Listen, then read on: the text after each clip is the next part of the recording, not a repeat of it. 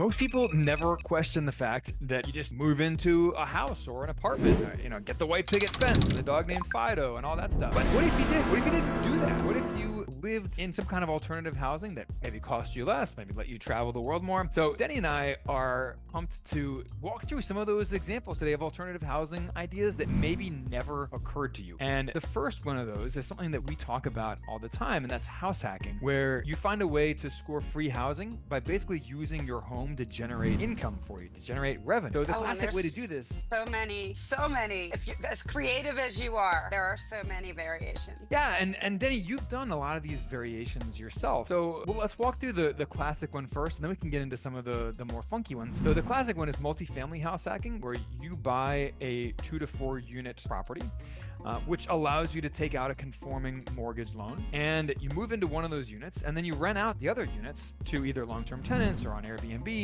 or even mid-term tenants, like travel nurses. And that revenue from the other units covers your mortgage payment and ideally covers some of the maintenance and repair costs for your home as well. We've gone, down south, and that's about the furthest we've traveled with it.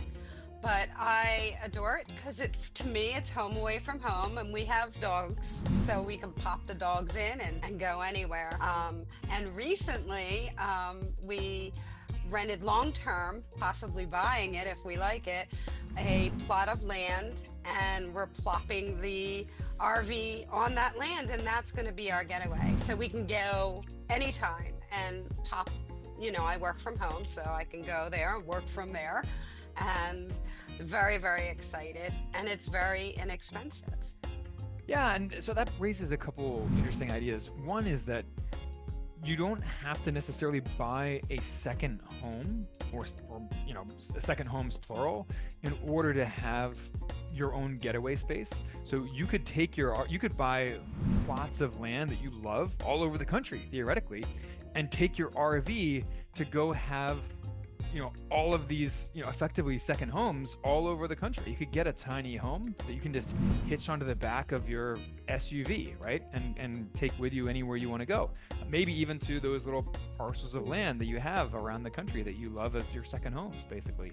And just take your home with you, with your tiny home. Hook it up to water, hook it up to electric and sewer. So that's another option. You can live on a boat. Have you ever seen any of this? Have you been in one? A tiny home? Yes. Yeah, I have been inside some of them, and they're just very varied, like some of them feel pretty cramped and not that comfortable. Others feel great. They feel like all you need. In most cases, they can be more comfortable than a studio apartment, for example. Yes. So it just depends on the tiny home, and obviously the more you spend, the more it can potentially do, and the more features it might have. But yeah, you can do a lot with tiny homes these days. So my sister lived in the waterfront neighborhood of Fells Point in Baltimore. It's a 300-plus-year-old port neighborhood with cobblestone streets. It's a really cool neighborhood. It's pretty. Yeah. And she was dating this guy who lived kind of far away, not I don't know, 45, 50 minutes away, and he wanted to be closer to her. And he'd always wanted to live on a boat anyway, so we bought this houseboat used for like 40 grand or something. It wasn't like a huge, it's not like he was going out and buying a yacht for massive sums of money. Basically what he would spend on a nice car. And he rented a boat slip in Fells Point. And he was able to live within a 5-minute walk of his girlfriend, my sister. And it was a nice houseboat. I mean, I visited them on the houseboat. It was a 2-bedroom boat. It was, wow, I don't know, a little over 40 feet long. It was like 45 feet long, something like that. But it had a deck, and it had all, there's a TV and a bathroom and stuff, or a head, I guess you're supposed to call it on a boat. But yeah, I mean, you can live on a houseboat, and he would take it out. The boat worked. He would take it tootling around the Chesapeake Bay. He talked about taking it down the coast to Florida. I don't think he ever did. But she would live at luxury homes around the world, or luxury apartments and condos and single family homes around the world, and stay for free because she was looking after their home, watering their plants, in some cases taking care of their pets while they were away. but she got to live for free in nice upscale housing while traveling the world. So, obviously she was still responsible for her traveling expenses and still responsible for, buying groceries and stuff. But she scored free housing while traveling the world. Pretty awesome. Yeah, it is. All right.